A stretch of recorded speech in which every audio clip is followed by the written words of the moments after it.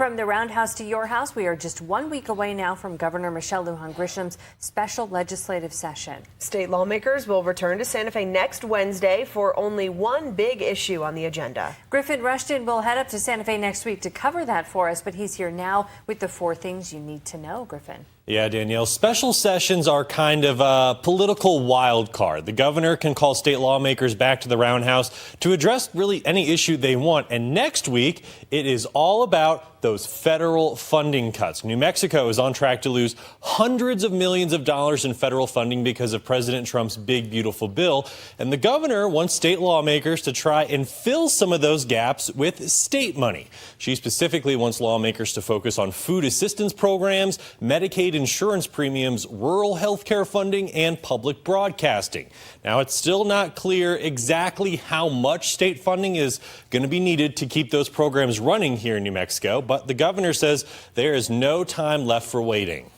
That's really the underpinning of we got to have a special session because those changes happen in October. There's no waiting.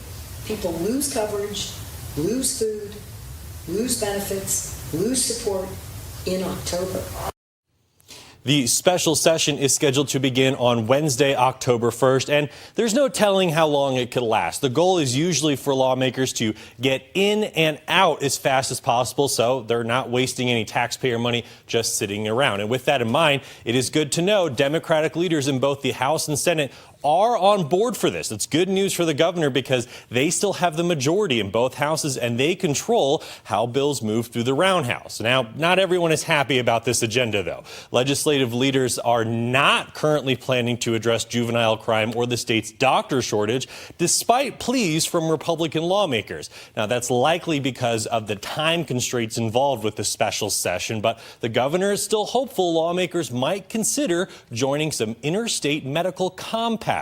Those are national networks allowing doctors in one state to more easily treat patients or even move to other states, such as New Mexico, without having to get fully relicensed. It's going to improve access to a lot of these specialized physicians. I'm not convinced that it'll improve access to primary care, which is also important, but it will help with these specialized physicians.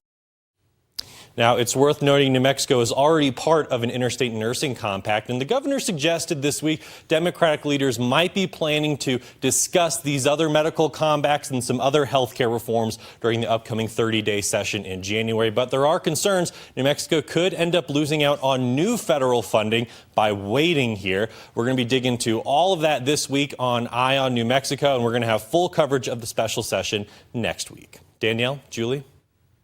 All right, Griffin, thank you.